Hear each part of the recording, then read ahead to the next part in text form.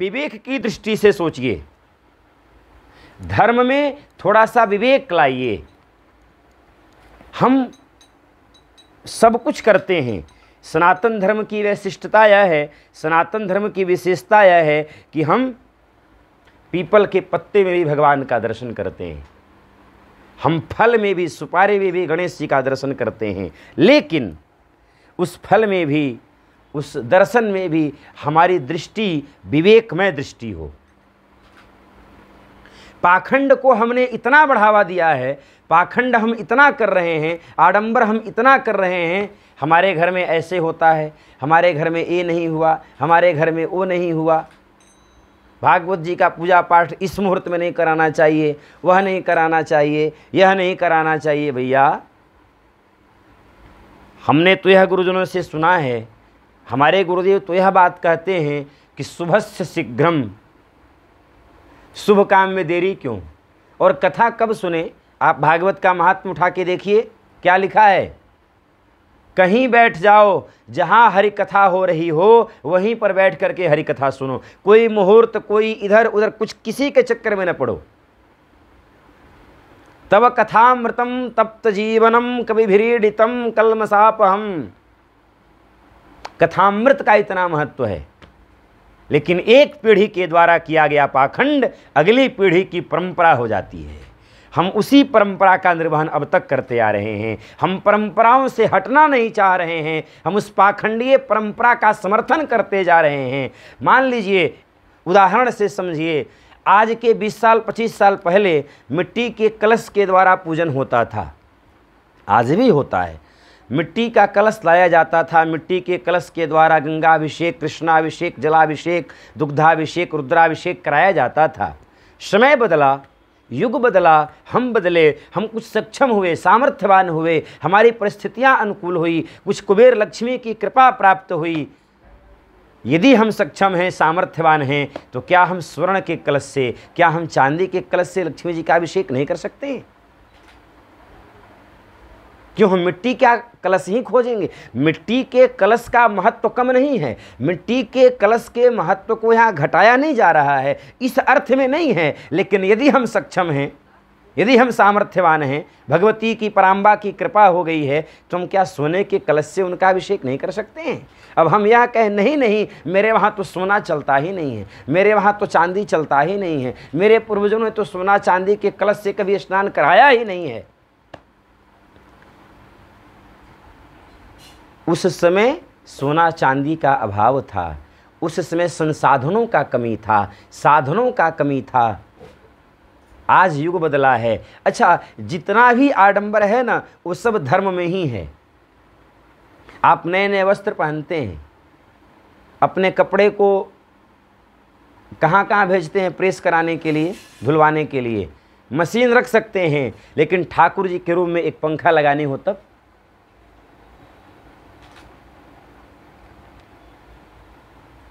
दुर्गा जी की मूर्ति सोने की है, लेकिन वस्त्र नहीं बदलाएगा। दुकान में गणेश लक्ष्मी की स्थापना किए हैं, पंडित जी बोले हैं, गुरु जी बोले हैं, वस्त्र साल भर में एक ही बार बदलाएगा। मैं आपसे कहूं, एक ही वस्त्र को साल भर पहन के रहिए, कैसा होगा? अपना वस्त्र रोज बदल रहे हैं, लेकिन मूर्ति में, मंदिर में साल भर से एक ही वस्त्र को लगाए हुए हैं। उस पर धूल जम गया है, उस पर कुछ ऐसा विकार हो गया है, फिर भी उसकी आप डर से सफाई नहीं करते हैं कि लक्ष्मी जी भाग जाएंगी, लक्ष्मी जी नाराज हो जाएंगी। अपनी पाखंडीय परंपरा को, अपने पाखंड के विवेक को नष्ट करिए। ऊपर उठे हम बदल रहे हैं, रंग रूप परिवेश बदल रहा है। हम अपने लिए एसी लगाते हैं, अपने बेडरूम में क्या, किसी किसी में तो बाथरूम में तक एसी लगा हुआ है। भगवान के रूम में एसी छोड़िए, हाथ वाला पंखा नहीं है कि कभी कभी कोई जाए तो उनको कर दे महाराज, थोड़ा सा चवर डुला दें। बदलना होगा। भागवत में ऐसे होता है, भागवत में वैसे होता है। महाराज, भागवत में बहुत कुछ होता है। भागवत में लिखा है कि सोने के सिंहासन पर श्रीमद् भागवत जी की पीठिका को रख करके व्यास जी को देना चाहिए। कितने लोग देते हैं? कितने लोग देते हैं? भागवत जी में बहुत कुछ लिखा है, उसको भी फॉलो किया जाए, उसको भी माना जाए। दुर्गा सप्तशती में और भी बहुत कुछ लिखा है। हम एक चीज़ को पकड़ लेते हैं, हमारे वहाँ निशा पूजा ऐसे नहीं, हमारे वहाँ जीरा नहीं, हमारे वहाँ चावल नहीं, हमारे वहाँ धान का लावा नहीं। बहुत कुछ हो जाता है। आज के 20 साल 25 साल पहले मोबाइल भी नहीं था। आपके पूर्वज मोबाइल भी यूज नहीं करते थे, व्हाट्सएप नहीं चलाते थे, सोशल मीडिया पर नहीं थे। आप क्यों हैं? आपके बाबा दादा का वीडियोग्राफी नहीं हुआ होगा शादी विवाह में। अब गुरुजी पर ध्यान नहीं है, मंत्र पे ध्यान नहीं है, विधि पर ध्यान नहीं है, कैमरे वाले के हिसाब से पोज होता है। विवाह में मेहंदी लगा करके दिखाते हैं, कंगन लगा करके दिखाते हैं। आपके दादा दादी, आपके पूर्वज ऐसा किए थे क्या? वह सब कुछ बदल गया, लेकिन धर्म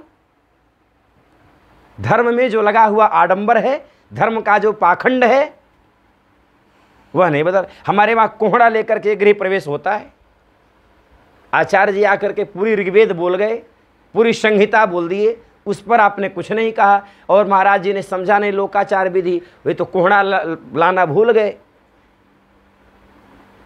आप पूरा ऋग्वेद का मंत्र पर ध्यान नहीं दिए। आपने इतना सुंदर आयोजन कराया, सब कुछ विधि विधान से संपन्न कराया, उस पर आपकी दृष्टि नहीं गई। लेकिन एक कोहड़ा के चक्कर में सारे आचार्य गलत हो गए, सारा पूजा पाठ, सारा विधि विधान गलत हो गया। बदलना होगा। एक पीढ़ी के द्वारा किया गया पाखंड अगली पीढ़ी की परंपरा हो जाती है। और यदि उस आप पाखंड का पालन कर रहे हैं, उस पाखंड को आप बढ़ावा दे रहे हैं, तो आप सबसे बड़े दोषी हैं। आपने इंग्लिश मीडियम में कभी नहीं पढ़ा होगा। आप कभी स्कूल के लिए अलग से गाड़ी आता है तब बच्चे जाते थे, ऐसा कभी हुआ है? पढ़े हैं कभी आप? हम तो नहीं पढ़े हैं भाई साहब। आज का जनरेशन, गाड़ी नहीं आए तो लड़का स्कूल नहीं जाएगा। बोलो, आज के विवेक से सोचिए, आज के माहौल से सोचिए। उसका कपड़ा प्रेस नहीं होगा, विद्यालय वाले निकाल देंगे। उसका बैग फटा हुआ मिल जाए, विद्यालय वाले घर भेज देंगे। उसका जूता ना रहे तो वापस कर देंगे। टाई बेल्ट जूता मोजा में फर्स्ट क्लास अपडेट होकर आना है। और यदि हम सब इस महफिल में, इस दरबार में अपडेट होकर बैठते हैं तो क्या बुराई है?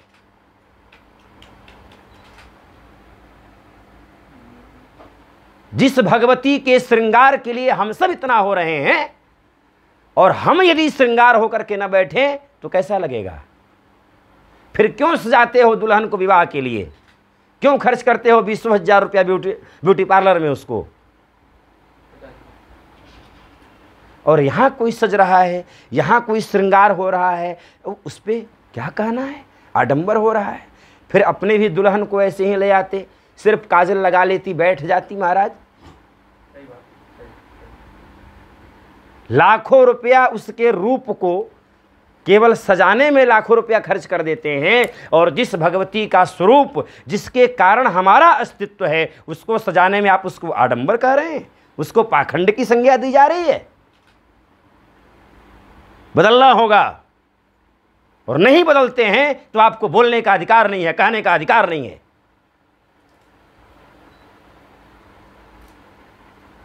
या देवी सर्वभूतेषु सौभाग्य रूपेण संस्थिता। जो सौभाग्य की अधिष्ठात्री हैं, सौभाग्य की समुद्र हैं, जिस समुद्र से सौभाग्य का एक बूंद मिल जाए ना, एक बूंद मिल जाए तो जीवन तृप्त हो जाए। और उस समुद्र की, उस सौभाग्य समुद्र की देवी का आराधना हम सब कर रहे हैं, तो हम क्यों नहीं सजे? एकदम सजे। बदलिए पाखंडी परंपराओं को, परिवर्तन लाइए अपने अंदर। जो लोग इस पर विधर्मी कुछ ऐसे भिड़े हुए हैं हमारे सनातन धर्म को, जो गलत प्रचार प्रसार करते हैं, यह ऐसे हो रहा है, वह वैसे हो रहा है, मत ध्यान दीजिए उस पर, धिक्कारिए उनको, भगाइए उनको अपने घरों से। निकालिए उनको घरों से, आपकी नहीं आवश्यकता है। हम केवल गा लेंगे जग जननी जय जय माँ, उतना ही से हमारी माता जी पुकार सुन लेंगी। लेकिन यदि आप सच्चे अर्थों में सनातन धर्म के संवाहक हैं, सच्चे अर्थ में यदि आप सनातन धर्म को सिरमौर तक लेके जाना चाहते हैं, तो आज के समय के अनुसार, आज के परिप्रेक्ष्य के अनुसार धर्म की परिभाषा बदलनी होगी। भागवत में यह नहीं, भागवत में वह नहीं, तो भागवत में बहुत कुछ है, उसको भी तो पालन करिए। फलहार रह कर के पूजन किया जाता है, बीमार हो जाए तब। जो व्यक्ति 12 महीना 365 दिन पूजा पाठ कर रहा है, करवा रहा है, वह व्यक्ति यदि अन्न नहीं लेगा, अनाज नहीं लेगा, तो क्या धर्म की सेवा कर पाएगा? शरीर माध्यम खलु धर्म साधनम, स्पष्ट लिखा है। निराहार कब है? कि जब आप उसके लायक हो तब है। आप लोगों को तो एक दिन रहना है, वो भी इतने साल के बाद पहली बार नवरात्रि करा रहे हैं, और हम लोगों को तो सालों भर रहना है भैया। 365 दिन में 330 देश तो मान के चलिए। फलहार आपके लिए है कि आचार्य के लिए है?